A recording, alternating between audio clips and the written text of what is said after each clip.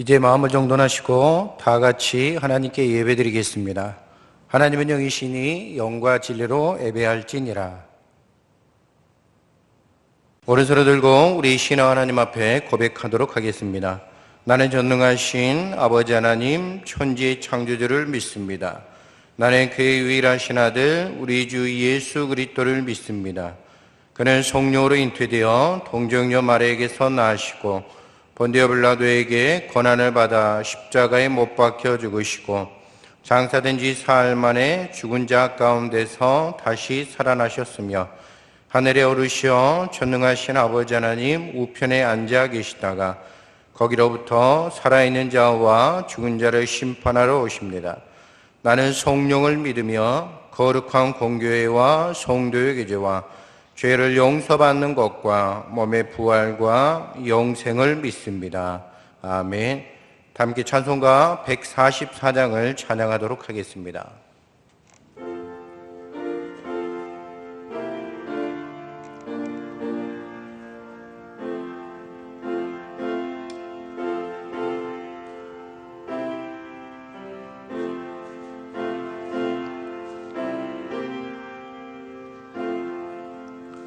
예수 나를 위하여 십자가를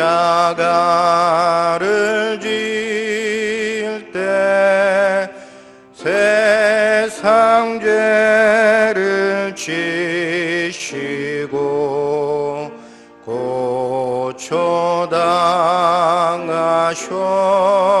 고초당하셨네. 예수님 예수님 나의 죄 위하여 보배 피를 흘리니 죄인 받으소서.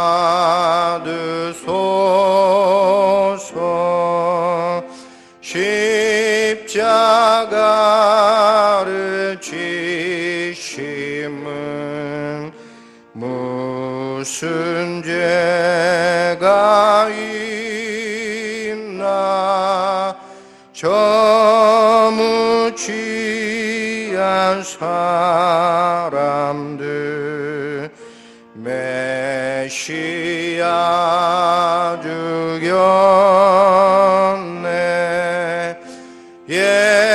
예수님 예수님 나의 죄 위하여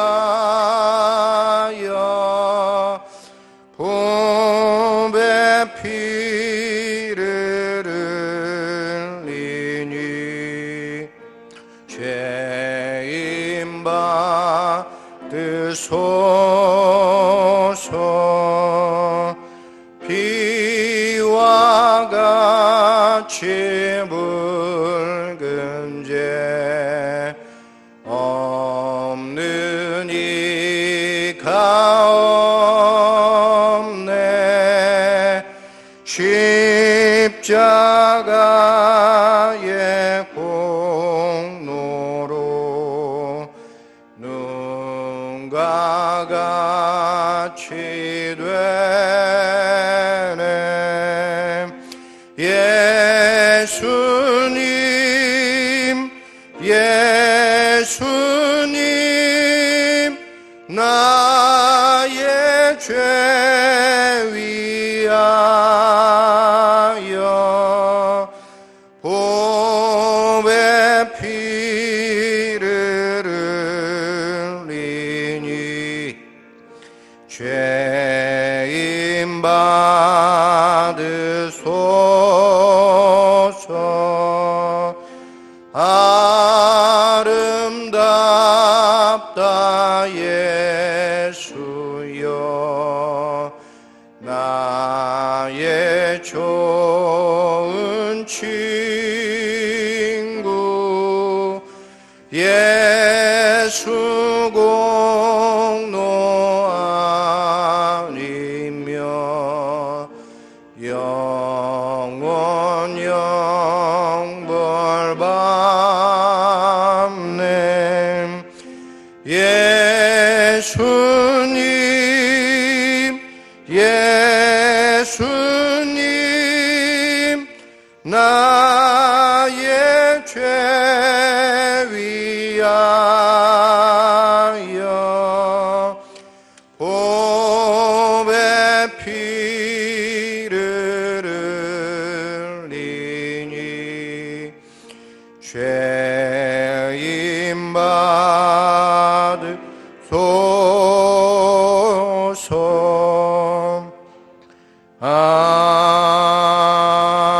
아멘.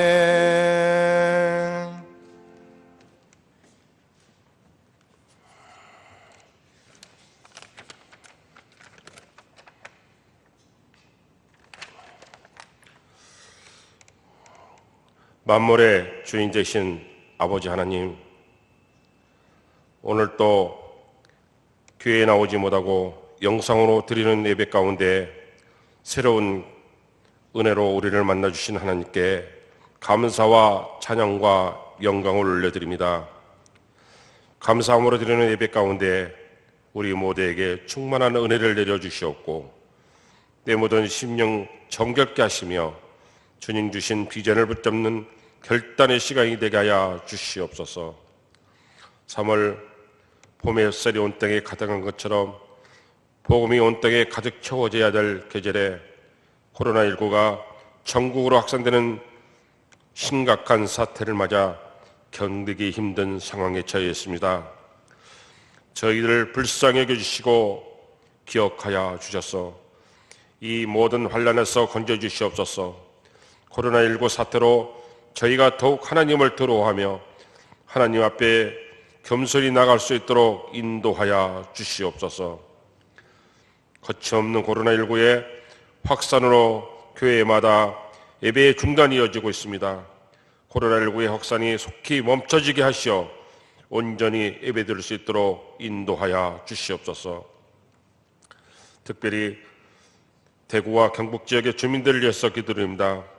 우리 국민 모두가 분열이 아니라 힘을 모아 하나님께 엎드려 회개하며 나아갈 때 회복의 역사를 경험하게 하여 주시옵소서. 코로나19를 극복하기에 일선에서 뛰고 있는 지도자들과 의료진, 방역당국에 지혜와 능력을 주셔서 최선의 방역이 이루어지게 하여 주시옵소서. 이번 사태로 우리나라의 사이비 종교와 이단의 폐해가 종식되어 악한 계획이 무너지게 하시고 온 나라가 이단의 애곡된 진리에서 벗어날 수 있도록 인도하여 주시옵소서. 이 위기 속에서 예배의 소중함을 깨닫게 하시고 더욱더 건강해지시며 영적 부흥의 시간이 되게 하여 주시옵소서. 존귀하시고 거룩하신 주님, 주님의 핏값으로 채우신 우리 교회를 위해 기도합니다. 우리 교회가 이 지역 사회를 품고 성장하기에 주님의 은혜가 간절히 필요하오니 주님께서 풍성하게 채워 주시옵소서. 죽어간 영혼들이 예수 안에서 새 생명을 얻게 하시고 상처 입은 가정들이 치유되며 방황하는 심령들이 삶의 의미와 목적을 발견하는 희망의 이정표가 되게 하여 주시옵소서. 주께서 특별히 사랑하시는 이 세단에 기도와 영혼 구원의 불결이 가득하게 하시고 주님을 향한 갈급한 심령들이 모두 치유되고 회복되어오는 놀라운 체험들이 나타나게 하여 주시옵소서. 주님, 사랑하신 담임 목사님을 능력의 팔로 붙들어 주시고 영육간에 강건케 하여 주시옵소서. 힘들고 어려운 시기에 기도하시며 붙잡고 나가는 비전들이 지혜로우심 가운데 다 이루어지게 하여 주시옵소서. 이제 말씀을 전하실 때 기름을 부어주셔서 말씀이 선포될 때 하늘의 건서와 능력으로 더하여 주시고 그 말씀이 우리의 삶 가운데 능력으로 나타나게 하여 주시옵소서. 주님 앞에 힘들고 지친 주의 자녀들 오늘 말씀으로 힘을 얻게 하시고 믿음으로 승리하게 하여 주시옵소서. 사순절 기간을 통하여 거울속에 나를 깊이 성찰하게 하옵시고 내 잘못을 뉘우치는 겸허한 슬픔으로 더 큰 부활의 기쁨을 약속하시는 주님을 바라보며 고난의 소망으로 바꿔가는 시간이 되게 하여 주시옵소서. 고난의 길을 말없이 마시며 눈물로 기도하시는 예수 그리스도의 이름으로 간절히 기도옵나이다. 아멘.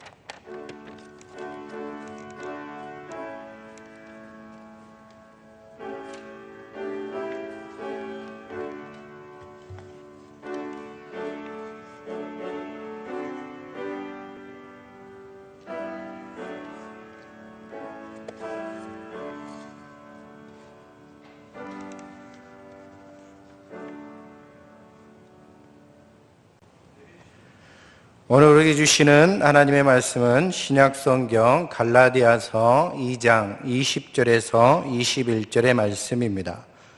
신약성경 갈라디아서 2장 20절에서 21절을 제가 교독해 드리도록 하겠습니다. 내가 그리스도와 함께 십자가에 못 박혔나니 그런즉 이제는 내가 사는 것이 아니요 오직 내 안에 그리스도께서 사시는 것이라. 이제 내가 육체 가운데 사는 것은 나를 사랑하사 나를 위하여 자기 자신을 버리신 하나님의 아들을 믿는 믿음 안에서 사는 것이라. 내가 하나님의 은혜를 패하지 아니하노니 만일 의롭게 되는 것이 율법으로 말미암으면 그리스도께서 헛되이 죽으셨느니라. 아멘.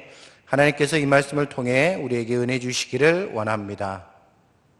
다 함께 찬송가 149장을 부르시면서 준비하신 예물 하나님 앞에 올려드리도록 하겠습니다.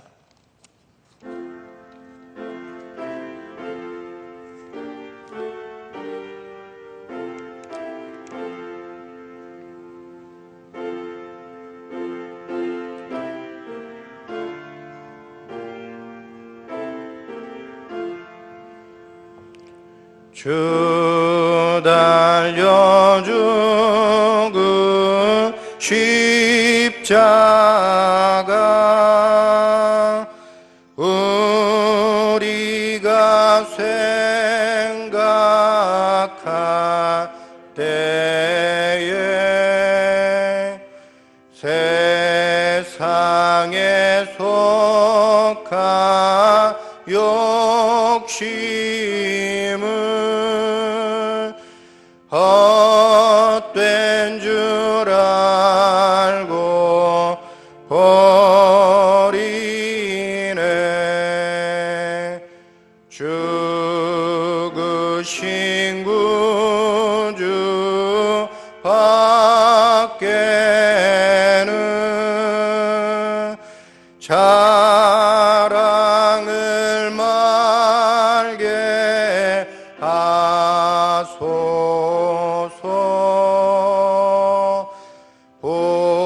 보혈의 공로 힘입어 교만한 마음을 버리네.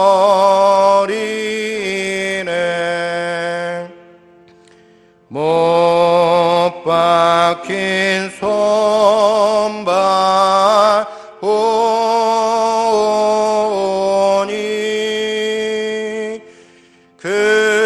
근잡이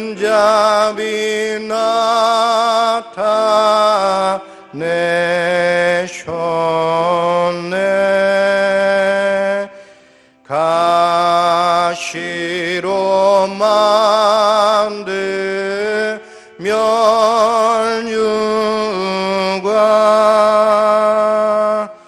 모두 일어나서 찬양하겠습니다.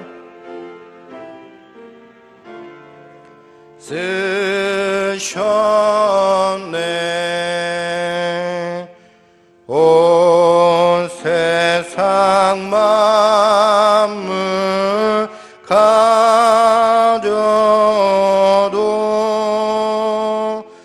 주 은혜 못 갚겠네. 놀라운 사랑 받은 나 몸으로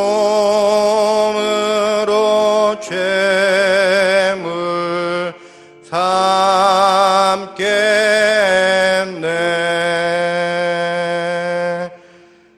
아멘.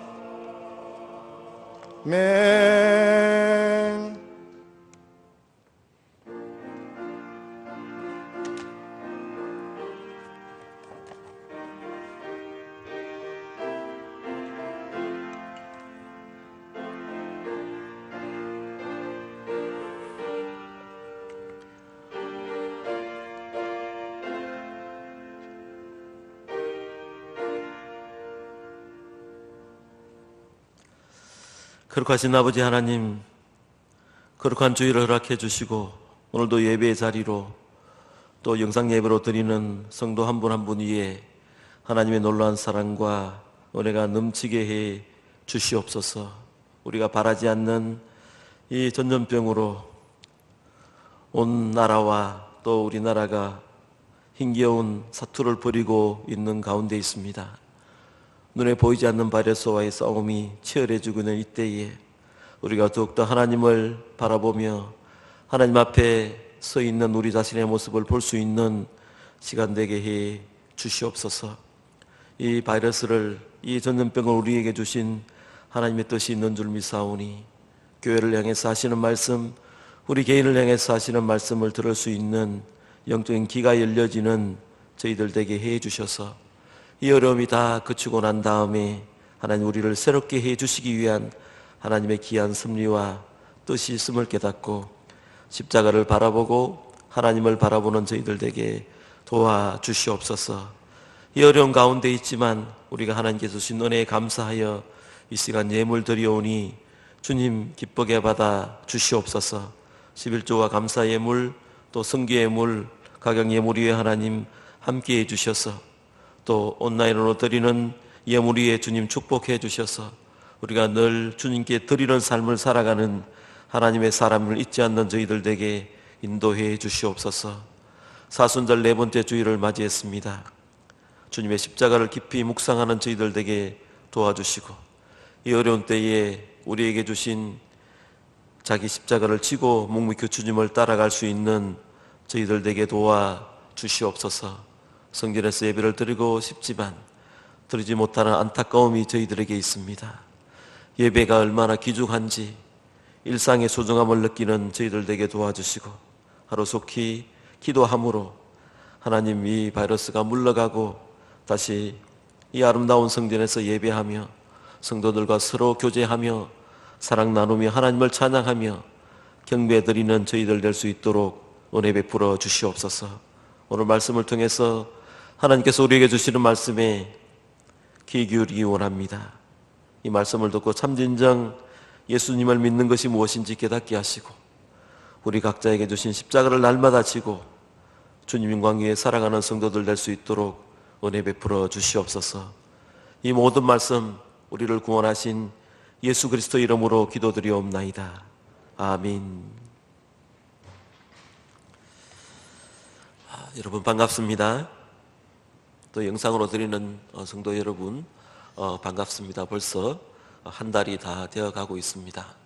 저도 여러분 간절히 보고 싶은 마음이 있습니다. 요즘에 교회 오면 할 수 있는 것이 전화로 여러분에게 안부 인사드리고 기도 드리는 것 외에 없는 것 같습니다. 직접 만나서 개별 신방이나 가호 신방이나 병원 신방을 못하는 이런 상황이 올지 우리가 한 달 전에는 예측하지 못했던 일인데 하여튼 우리의 인생은 또 한 번 하나님의 손에 있음을 깨닫는 요즘입니다. 오늘 말씀을 통해서 저와 여러분 우리가 예수 믿는 다는 것이 무엇인지 그리스도인의 정체성이 무엇인지 말씀을 통해서 깨닫는 시간 될 수 있기 바랍니다. 지금 우리가 사순절 넷째 주일을 맞이했는데요. 사순절은 예수 그리스도의 십자가를 깊이 묵상하는 그런 절기입니다. 우리 기독교 신앙에 있어서 가장 중요한 것은 십자가의 의미를 제대로 아는 것입니다. 십자가의 의미를 깊이 깨달은 만큼 우리는 진실로 예수님의 제자가 될 수 있고 또 진실로 그리스도인이 될 수 있는 것입니다. 오늘 본문 20절에 보면 사도 바울이 여기서 참으로 귀중한 아주 위대한 고백을 하고 있습니다. 내가 그리스도와 함께 십자가에 못 박혔나니 그런즉 이제는 내가 사는 것이 아니요 내 안에 그리스도께서 사는 것이라. 그리스도 안에서 우리의 옛사람을 벗어버리고 이제 죄에 대하여 완전히 자유를 얻은 그런 당당한 그리스도인의 모습을 바울이 아주 힘차게 외치고 있습니다. 여러분 처음 예수님을 믿을 때 여러분 기억하십니까? 오직 우리의 모든 죄가 이 예수 그리스도의 십자가의 은혜로 구원받았다는 그 사실을 믿고 얼마나 감격하고 찬양하고 또 얼마나 자유했습니까? 그 복음 안에서 자유함이 얼마나 기뻤습니까? 근데 이제 문제는 예수님을 믿어가면서 문제가 나타나기 시작합니다. 예수님을 좀 더 잘 믿어보기 위해서 나는 좀 진실한 삶을 살아야지, 내가 좀 그리스도인답게 빛과 소금의 역할을 잘 해야지, 내가 좀 더 선하게 살아야지, 이런 결심을 하게 돼요. 물론 이 결심이 잘못됐다는 것은 아닌데, 이렇게 다짐하고 살아가면서 어느새 우리의 모습은 율법주의로 흘러가게 된다는 것입니다. 무슨 말인지 하면, 처음 예수 믿을 때의 그 하나님의 은혜, 십자가의 은혜는 이제 저 멀리 밀어놓은 채 내 스스로 선하게 살아야지, 내가 예수 믿기 때문에 선하게 살아야지, 바르게 살아야지, 열심히 살아야지, 내가 더 많이 교회를 위해서 수고하고 하나님 위해서 수고해서 많은 공로를 세워야지 하는 그런 사람으로 서서히 변해 가더라는 것입니다. 근데 여러분, 여기서부터 잘못되기 시작해요. 여러분 천천히 한번 생각해 보세요. 처음 예수님을 믿을 때는 오직 예수님의 십자가만 바라보고 살지 않았습니까? 내 모습이 아무리 추하고 더러워도 죄가 많아도 오직 십자가 바라보고 교회 와서 기도하고 찬양하고, 그렇게 그 십자가 은혜가 얼마나 감격스럽고 얼마나 은혜스러웠습니까? 근데 하지만 교회를 오래 다니면서 직분을 얻게 되고요, 오래 믿으면서 점점 더 그 은혜에서 멀어져 가는 우리 자신의 모습을 볼 수 있지 않습니까? 이걸 이제 신학적으로 이야기하면 신앙이 굳어간다, 화석화되어 간다, 신앙의 화석화라고 이야기합니다. 우리가 처음 예수님을 순수하게 믿을 때는 나 자신을 볼 때도 은혜로 봤어요. 내가 비록 죄가 많지만 하나님의 큰 은혜를 받은 그런 하나님의 사람이다. 그리고 다른 사람을 볼 때도 하나님의 은혜의 이 렌즈를 통해서 다른 사람을 봤어요. 그래서 나 자신이나 다른 사람은 뭘 비판하거나 다른 사람을 욕하거나 그렇게 하지 않고, 우리가 다 하나님 앞에 죄인인데 예수 그리스도의 십자가의 은혜로 구원받은 사람이다, 그렇게 봤어요. 그래서 그 사람들 용납하고 받아들이고 교회 안에서 한 공동체를 이루고 그렇게 살지 않았습니까? 근데 교회 생활 오래 할수록, 직분을 가질수록 은혜가 점점 멀어지기 시작해요. 그래서 내가 선하게 살아야 된다는 이런 인본주의, 율법주의가 우리 속에서 자라기 시작합니다. 그래서 사람을 볼 때로 겉으로 드러나는 형식을 보고 그 사람이 옳다, 그러다, 깨끗하다, 더럽다, 이렇게 하는데요, 그건 여러분 우리의 잘못된 겉으로 보는 이성적인 판단일 뿐이에요. 여러분, 어떤 사람이 죄를 많이 지었는지 아니면 적게 지었는지, 그 사람이 선한지 악한지 어떻게 압니까? 그건 하나님만 아시는 거예요. 여러분, 예수님 시대에 바리새인과 세리를 한번 보세요. 겉으로 보기에는 바리새인과 세리는 비교할 수 없는 존재예요. 바리새인이 훨씬 더 깨끗하고 경건해 보입니다. 그러나 예수님께서는 어떻게 평가하셨습니까? 회개하는 세리를 더 높이 평가하지 않았습니까? 그 예수님의 시각이 그렇다는 것입니다. 하나님께서는 사람을 외모로 평가하지 않으십니다. 그런데 우리 인간은 부지 중에 율법주의와 형식주의로 기울이면서 사람을 우리의 보는 대로 형식적으로 판단할 때가 많다는 것입니다. 여러분, 우리가 하나님의 은혜에 붙들려 살지 않으면 항상 옛 모습으로 돌아가려는 못된 죄성이 저와 여러분 속에 있어요. 여기서 완전히 벗어나서 다시 오직 십자가만 바라보는, 하나님의 은혜만 바라보는 그 삶으로 우리가 회개하고 돌아가지 않으면요, 우리는 주님께서 외식하는 서기관들하고 바리새인들이여, 너희가 지옥의 판결을 면하겠느냐, 화 있을진저 외식하는 서기관과 바리새인들이여, 그런 책망을 저와 여러분들이 받을 수도 있다는 것을 명심해야 돼요. 여러분, 우리가 이런 코로나를 통해서 전염병이 확대되면서 우리 자신을 보면서 회개할 때가 많으리라 생각합니다. 여러분, 회개라는 것은, 마음을 고친다는 것은 남이 시켜서 하는 것은 여러분 회개가 아니지 않습니까? 하나님께서 우리에게 벌 주시는 그 형벌이 무서워서 하는 것도 올바른 회개가 아니에요. 하나님께서 우리에게 주신 그 은혜에 감사하고 감격해서 참으로 내 눈에서 눈물이 흐르면서 성령의 감동으로 우리의 잘못된 행위를 하나님께 고백하는 것이 여러분 참된 회개입니다. 매 맞는 게 두려워서 내게 회개 안 하면 하나님께서 화내시겠지.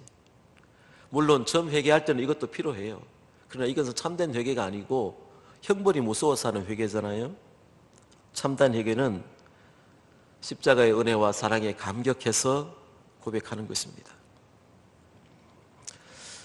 여러분, 구약에서부터 내려오는 제사법이 레위기서에 잘 나타납니다. 그때 여러분 제사 드리는 장면을 한번 생각해 보세요. 여기 양이 있어요. 제사 드릴 양이 흠없는 양을 가지고 왔는데 이제 드리는 사람이 속죄제를 드리려고 해요. 그러면 그걸 이제 성막에다 데리고 오면 어떻게 합니까? 데리고 온 사람이, 죄인이 양의 머리에 손을 얹고 기도를 해요. 제사장이 기도하는 것이 아니고 각자가 성막에 흠없는 양이나 염소를 데리고 와서 기도를 합니다. 자기가 무슨 기도를 해요? 내가 지은 죄를, 저를 예를 들자면 이강찬 목사가 지은 죄를 그 양에게 다 뒤집어 씌우는 거예요. 온갖 죄를. 자기 죄는 여러분 자기가 알지 않습니까? 우리가 참회 기도할 때 자기 죄를 하나님께 고백하듯이 저의 죄를 다 양에게 이렇게 전가시켜요. 그래서 제사장 앞에서 자기 죄를 자 고백합니다. 고백하고 나서 어떻게 합니까? 양을 잡아요. 양을 잡아서 이제 그 번제단을 올려 불로 태웁니다. 이 속죄 제물로 태우는데 여러분, 우리가 고기를 태울 때 나는 냄새 있죠. 그 이제 양이나 염소나 소가 지글지글 이렇게 탑니다. 그 타는 모습을 여러분 한번 상상해 보세요. 타는 동안 그러면 죄인은 어떻게 합니까? 그 옆에서 무릎을 꿇고 그 속죄 제물이 다 탈 때까지 기다려야 돼요. 고기 타는 냄새를 맡으면서 완전히 다 탈 때까지 기다리면서 생각합니다. 저 양 대신, 저 양이 내 대신 죽어가고 있구나. 불에 타서 죽어가고 있구나. 다 탈 때까지 죄인은 옆에 꿇어 앉아서 기도하면서 기다려야 돼요. 내 죄가, 내 죄를 대신해서 저 양이 지금 죽임을 당하고 있구나. 타는 것을 여러분, 그 고기 타는 냄새를 끝까지 기다려야 돼요. 이제 여러분 그 죄가 다 타면요, 제사장이 와서 그 죄인을 일으켜줘요. 딱 일으켜주면서 사죄를 선포합니다. 내 죄가 사하여졌노라. 그리고 축복 기도를 해줍니다. 축복 기도를 하면 그때 이제 일어나게 됩니다. 그 새 사람으로 이제 완전히 죄가 사해지고 새 사람으로 태어난 거예요. 이것이 여러분 구약에 나타난 속죄죄입니다. 여러분, 우리가 예수를 믿는다는 게 도대체 무엇입니까? 예수님께서 나의 죄를 대신해서 십자가를 지셨다는 것을 믿는 거예요. 그러니까 예수님이 죽음으로, 내 대신 죽음으로 내가 주님과 함께 동일시 되었다는 거예요. 내가 죽어야 되는데 주님이 대신 십자가를 져주셨다는 거잖아요. 그러니까 주님과 내가 동일시 되는 거예요. 쉽게 설명하면 내 몸은 지금 죽지 않고 살아있지만 마음으로, 영으로 나는 죽었다는 거예요. 누구와 함께요? 주님과 함께 죽었다는 거예요. 그것이 여러분 오늘 본문에 나오는 말씀대로 율법을 향하여 죽는 것입니다. 그러니까 법적인 관계에 있어서 나는 완전히 죽은 것입니다. 여러분, 아무리 여러분 엄격한 법이라 할지라도 법은 여러분 살아있는 사람에게만 적용이 돼요. 여러분, 죽은 사람을 감옥에 가두는 법은 없잖아요. 죽은 사람은 감옥에 가두지 않습니다. 여러분, 우리나라 조선시대에 이런 법이 있었어요. 죄인 중에서 정말 아주 못된 죄인, 못된 죄인은 여러분 어떻게 합니까? 사극에 보면 그런 게 한 번씩 나오죠. 그 사람이 죽었어요. 그래서 무덤에 파묻었는데 여러분 그 송장에까지 매질을 하잖아요. 그걸 뭐라 그럽니까? 죽은 무덤을 파 뒤집어서 송장에다 매질하잖아요. 그걸 육시라고 합니다. 죽은 시체를 꽁꽁 묶어서 때립니다. 그 왜 그렇게 합니까? 이 사람은 육신이 죽은 것으로 도저히 용서할 수 없는 죄이기 때문에 시체를 매달고 그냥 매질을 한 거예요. 근데 여러분 죽은 시체를 가지고 매질해봤자 그 죽은 시체가 여러분 고통을 느끼겠습니까? 전혀 소용이 없는 것입니다. 그러나 여기에는 어떤 뜻이 있습니까? 이 사람이 이만큼 큰 죄인이다. 이 사람은 죽음으로도 살 수 없는 죄인이기 때문에 죽은 육신을 이렇게 때리는 것입니다. 여러분 아무리 큰 죄를 지었다 해도 죽음보다 더한 형벌이 없지 않습니까? 그런데 죽은 자에게는 형벌을 가할 수가 없습니다. 감옥에 갇혀 있을지라도 여러분 그 사람이 죽으면 어떻게 돼요? 밖으로 나와요. 감옥에 있을지라도 죽으면요 다 바깥으로 나오잖아요. 죽어야 바깥으로 나올 수 있는 거예요. 이게 여러분 상징적인 의미가 있어요. 우리도 여러분 죽어야 해요. 우리의 자아가 옛 육신이 죽어야 해요. 그래야 자유함을 얻어요. 사도 바울이 로마서 7장에서 많은 비유를 들어가면서 이 문제를 설명을 합니다. 우리가 십자가 앞에 완전히 여러분 죽어지면 그때 자유합니다. 여러분 영혼이 자유합니까? 여러분 하나님 앞에서 자유해요? 아직도 나에게 죄의 무게가 있고 여러분 여러 가지 불편합니까? 내 자아가 여러분 완전히 안 죽어서 그래요. 내 자아가 살아서 조금이라도 움틀거리면 안 돼요. 여러분 죽으면 동물이 움직이지 않지 않습니까? 철저히 죽어야 율법이 항복을 해요. 율법이. 십자가와 함께 내가 완전히 죽어야 여러분 그거 예수님 똑바로 믿는 거예요. 바울이 로마서 1장 7절에서 말씀합니다. 복음에는 하나님의 의가 나타났다. 이 복음이 여러분 십자가를 의미해요. 하나님의 의가 십자가 위에 나타난 거예요. 히브리서 9장 22절에 피 흘림이 없은즉 사함이 없느니라 말씀하셨습니다. 우리의 죄사함을 받기 위해서는요 반드시 예수님의 피 흘림이 있어야 했던 것입니다. 그 문제는 그 예수님의 십자가의 피 흘리심과 나와의 관계를 이어놓는다는 점에 있다는 거예요. 예수님이 나 대신 죽으셨기 때문에 나는 지금 몸은 살아있지만 내 정신이나 영은 완전히 죽은 상태로 살아야 한다는 뜻이에요. 손톱만큼이라도 여러분 내가 살아있으면요 꿈틀거리면 그 순간에 우리는 율법의 심판을 받아야 돼요. 그래서 바울이 율법을 향해서는 죽었다라고 오늘 고백해요. 율법을 향해서 죽었으니까 우리는 하나님을 향해서 살아가는 것입니다. 오늘 20절 여러분 다시 한번 보세요. 내가 그리스도와 함께 십자가에 못 박혔다. 엄청난 고백입니다, 여러분.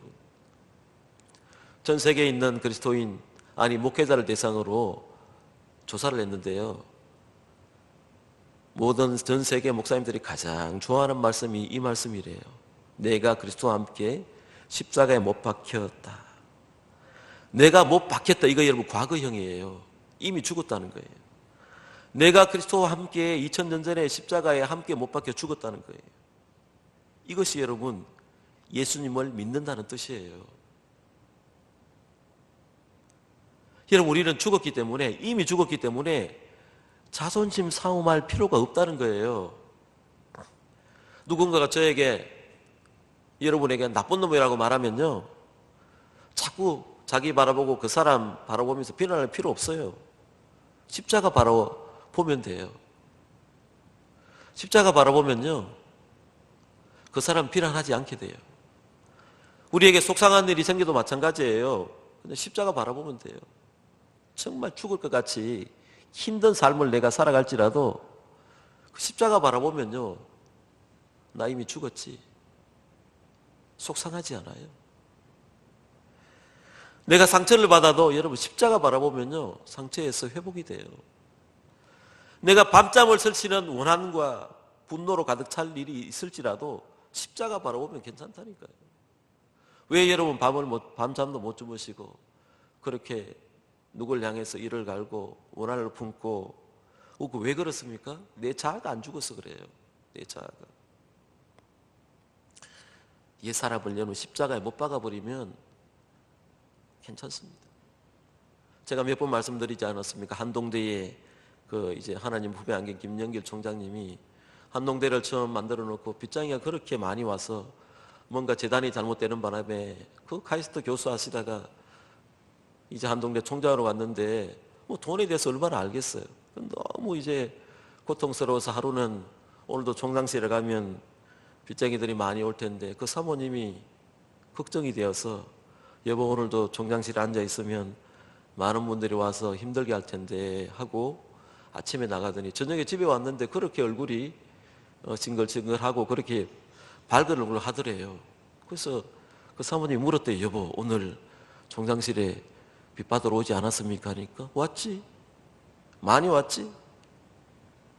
근데 그렇게 얼굴이 해맑고 밝아요 했더니 나 이미 죽은 사람이에요. 나 이미 죽었는데 뭐. 여러분 우리가 자아가 죽으면 상처받지 않습니다. 그렇게 억울하지 않아요. 안 죽었기 때문에 여러분 우리가 힘들고 어려운 거예요. 근데 여러분 우리는 스스로 죽을 수가 없어요. 오늘 본문의 말씀처럼 그리스도와 함께 죽는 거예요. 죽은 사람에게 여러분 아무리 나쁜 놈이라고 하고 욕을 해도 여러분 죽은 사람은 반응이 없잖아요. 그래 내 옛사람과 자는 옛날에 이미 주님과 함께 죽었어. 내 고집불통, 내 교만, 내 욱하는 성격 십자가에 죽었어. 그렇게 스스로에게 말하고 그렇게 살면요 상처받지 않습니다. 여러분 우리 속에 정욕과 탐심이 불일 듯 일어날 때에 그때 여러분 십자가 바라보십시오. 내 머릿속에 정욕이 생기면 가시 면류관을 쓰고 피를 흘리시는 십자가를 바라보세요. 주님을 바라보세요. 우리가 나와의 싸움에서 이기는 방법은 한 가지밖에 없어요. 오늘 본문 다시 보세요. 그런즉 이제 내가 사는 것이 아니요 오직 내 안에 그리스도께서 사시는 것이라. 여러분 세상에는 두 종류의 사람들이 있습니다. 한 사람은 자기가 왕이라고 생각하고 자기중심적으로 살아가는 사람이 있고요. 또 한 사람은 예수님을 정말 왕으로 모시고 사는 사람이 있어요. 우리가 정말 신앙인인지 아니면 가짜 신앙인인지 여기서 분별이 돼요. 예수님을 정말 나의 왕으로 생각하는 사람은요 항상 십자가를 바라보고 살아가요. 십자가를 바라보아야만 내 인생의 주인이 내가 아니라는 것을 인정하게 되잖아요. 목사님 십자가 바라보는데도 계속 힘들어요 하는 사람은 아직도 내 자아가 내가 왕이라고 생각하며 살아가는 사람이에요. 한 번은 제가 기도하는데 주님께서 그렇게 음성을 주셨어요. 교회 일도 염려가 되고 여러 가지 힘든 상황을 생각하며 계속 기도를 하면서도 염려가 되니까 또 담임 목사가 되니까 여러 가지 염려할 것들이 많잖아요. 성도들의 삶이나 염려하니까 한 일주일간 한 달쯤 그렇게 계속 염려를 가지고 있으니까 주님께서 저한테 막 나무래시는 것 같아요. 야, 너 나 믿고 있기는 믿고 있니? 그러더라고요. 너 왜 그렇게 교만해? 이런 음성이 들어 깜짝 놀랐어요. 이거 본당에 앉아서 기도하는데 야, 너 자아가 죽고 모든 것 주님께 맡겼으면 너 마음이 평안없고 행복해야지. 너 왜 그렇게 나를 안 믿고 있니? 그러더라고. 깜짝 놀랐어요. 깜짝. 내가 기도는 열심히 하고 있는데 주님을 제대로 완전히 믿고 있지는 않는 제 자신을 발견했어요. 너 교만해. 이강철 목사 너 교만해. 이 음성이 들리는 거예요. 그래서 제가 얼마나 회개했는지 몰라요. 아니 다 맡겼는데 내가 아직도 염려하고 있는 내 자신의 모습을 보니까 야, 너 왜 아직 나한테 다 안 맡기고 있니? 이런 음성이 들려서 많이 회개했던 여러분 기억이 있습니다. 여러분, 내가 싸우면 실패하지만 예수님 싸우면 승리합니다. 내가 용서하지 못하는 거, 여러분 용서 못하는 분 있습니까? 용서하지 못하는 분, 예수님의 십자가 바라보면요 다 용서가 돼요. 그냥 내가 스스로 인간적으로 용서하려니까 안 되지. 십자가의 렌즈를 통해서 딱 보면 용서가 돼요. 내가 이해하지 못하는 일, 십자가 바라보면 다 용서가 돼요.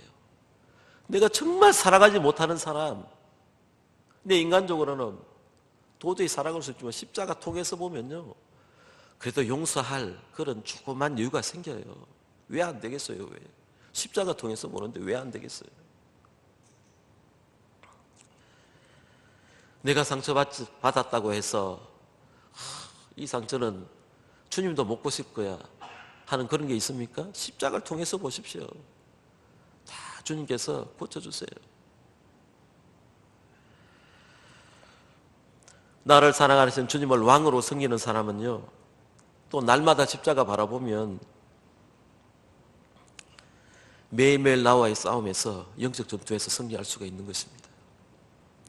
여러분, 주교철 목사님이나 손양원 목사님 이런 분들이 자기 스스로의 힘으로 이긴 게 아니에요. 인간은 스스로의 힘으로 이길 수가 없어요. 이 목사님들이 십자가를 통해서 십자가를 바라보고 내 안에 있는 예수 그리스도께서 주시는 힘으로 다 이겨낸 거예요. 믿음이 무엇이에요? 믿음이라는 것이 십자가를 바라보고 십자가 안에서 사는 사람의 삶의 방식을 믿음이라 그래요. 여러분, 우리는 평생을 살면서 선택과 갈등의 문제가 항상 선택과 갈등의 문제를 안고 살아가요. 오늘 본문에도 바울이 이제 내가 육체 가운데 사는 것은 이라고 말하지 않습니까? 육체를 가진 모든 인간은 믿음으로 살지 않으면 이 싸움에서 실패한다는 거예요. 여러분, 성경에 나오는 많은 하나님의 위대한 사람들이 믿음 안에 있지 않았을 때는 다 실패했어요. 제가 몇 가지 예만 들어볼게요. 아브라함이 여러분 믿음 안에 있지 않을 때 어떻게 했습니까? 아내를 자기 목숨이 두려워서 누이라고 속여요. 실패하지 않았습니다. 엘리야도 여러분 갈멜산에서 850대 1로 여러분 우상 숭배들을 물리쳤는데 그 이세벨이라는 여왕을 두려워하기 시작하니까 그 로뎀나무 로뎀나무 여러분 아래에서 죽기를 구하지 않습니까? 하나님 저 죽여주세요. 모세도 여러분 정말 하나님께서 모세의 온유함을 인정할 만큼 80년이나 광야에서 또 애국 궁전에서 훈련을 받았는데 이 자신과의 싸움에서 120세 되는 그 나이에 혈기를 부려서 가나안 땅에 못 들어가지 않습니까? 120세가 되면 여러분 얼마나 영적으로 성숙하고 그만하면 이제 자기 자신과의 싸움에서 이길 것 같은데 그냥 이 지팡이를 그냥 명령하여 물을 내라고 했는데 그냥 때려버리지 않습니까? 혈기를 부리지 않습니까? 여러분, 우리도 마찬가지입니다. 나이를 여러분 많이 드신다고 나이가 들어간다고 여러분 성숙한 것은 아닌 것 같습니다. 여러분, 성질 급한 베드로도 자기 성격은 잘 못 바꾸지 않았습니까? 성군이라고 하는 그 다윗도, 하나님의 마음이 아파한 사람이라는 다윗도 간음죄와 살인죄를 그렇게 저질러요. 여러분, 우리가 그리스도와 함께 십자가에 못 박혔다, 그리스도와 함께 부활했다, 그리스도와 함께 살아가지만요, 여러분 우리가 잊지 말아야 될 한 가지 사실은, 그렇지만 아직도 우리가 죄인이라는 사실이에요. 죄성이 우리 속에 있다는 거 잊지 말아야 돼요. 그래서 로마서 7장에서 바울이 고백합니다. 원하는 선은 내가 행하지 않고 원치 아니하는 악을 행하는 죄의 본성이 남아있다고 이야기합니다. 그래서 평생 하나님과 앞에서 바르게 살려면 하나님 향한 믿음이 굳세어져야 되고 이 영적 전투에서 날마다 승리해야 됩니다. 근데 그 자아가 여러분 죽기가 그렇게 힘들다는 거예요. 여러분, 영동 세브란스 병원에 한때 암센터 소장이었던 이희대 박사님이 계신데 이분이 희대의 소망이라는 책을 냈어요. 오래전에. 이분이 2003년도에 대장암이 발병이 됐어요.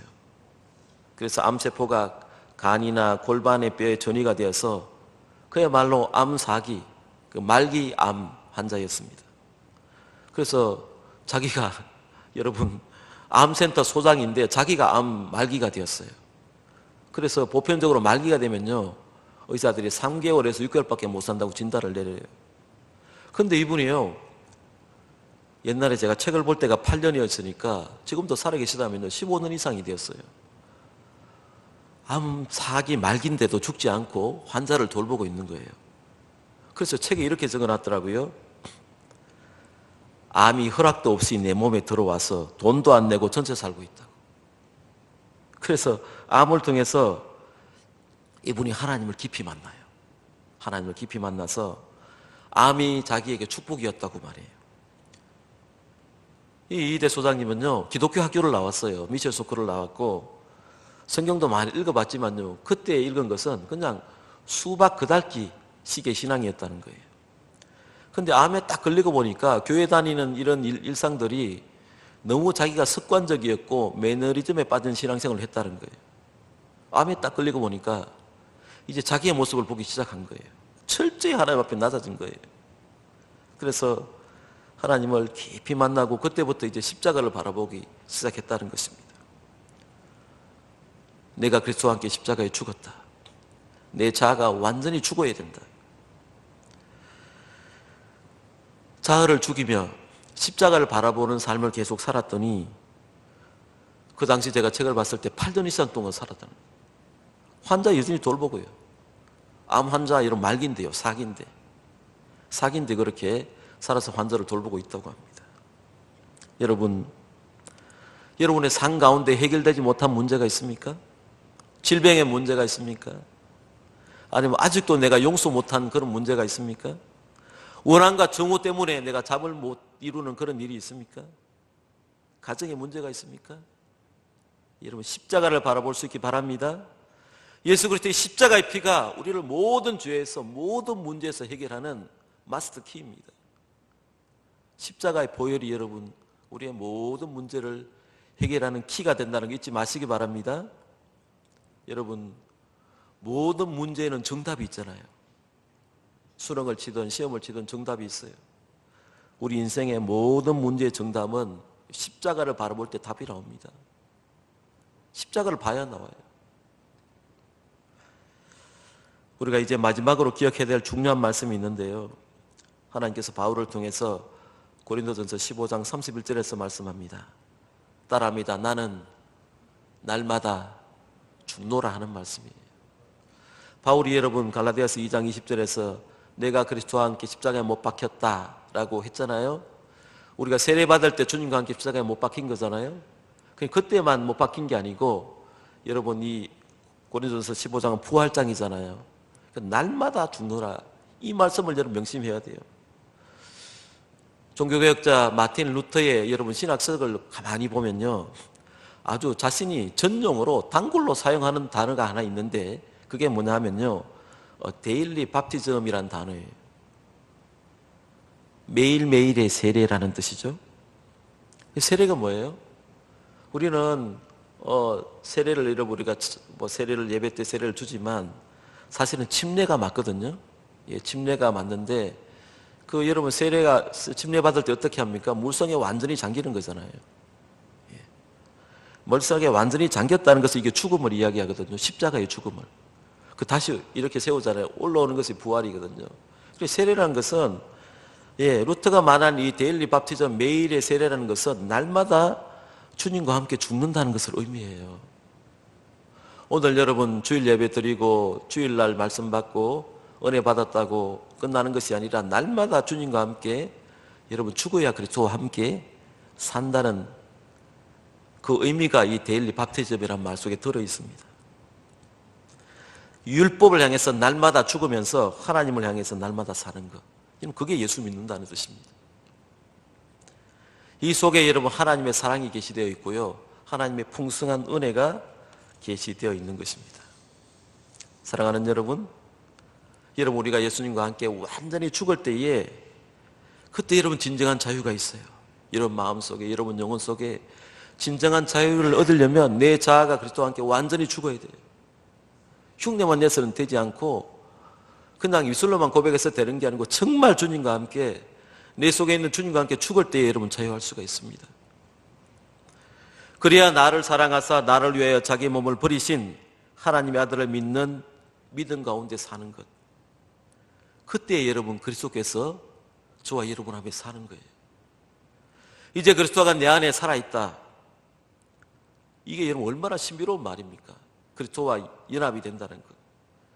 굉장히 신비로우면서도 현실적이고 영적인 것이에요. 그렇게 되면요, 내 안에 그리스도께서 살면 이제는 예수 그리스도가 내 생명이고 주님이 나의 뜻이고 주님이 내 목적이시고 내 생의 전부가 예수 그리스도의 있음을 고백하지 않을 수 없다는 거예요. 바울이 빌립보서 1장 21절에서 고백합니다. 이제 사는 것이, 내게 사는 것이 그리스도니 죽는 것도 유익함이라. 바울의 힘차고 위대한 고백이에요. 내가 죽어야 예수님께서 내 안에 산다. 이 고백, 나는 이제 오로지 그리스도와 함께 산다, 그리스도께서 내 안에 산다. 여러분, 이 고백이야말로 내가 예수님을 믿고 산다, 이 고백입니다. 여러분, 예수님 믿는다는 고백이 단순히 예수님을 믿고 천국 간다는 게 아니라 내가 그리스도와 함께 죽고 그리스도께서 내 안에 산다는 이 고백을 믿는 사람들이 그리스도를 믿는 신앙 고백입니다. 따라합니다, 여러분. 나는 오로지 그리스도와 함께 산다. 그리스도가 내 안에 산다. 바울처럼 이 고백 힘차게 날마다 고백하시면서 살 수 있기를 바랍니다. 기도하시겠습니다. 하나님 아버지, 내가 그리스도와 함께 십자가에 못 박혔나니 그런즉 이제는 내가 사는 것이 아니요 오직 내 안에 그리스도께서 사시는 것이라. 내 자아가 그리스도와 함께 죽을 때에, 십자가에 죽을 때에 진정한 자유를, 복음이 주는 자유를 누릴 수 있다는 것을 깨닫고 바울처럼 날마다 주님과 함께 십자가에 죽는 그런 복음적인 삶을 사는 저희들 되게 도와주시옵소서.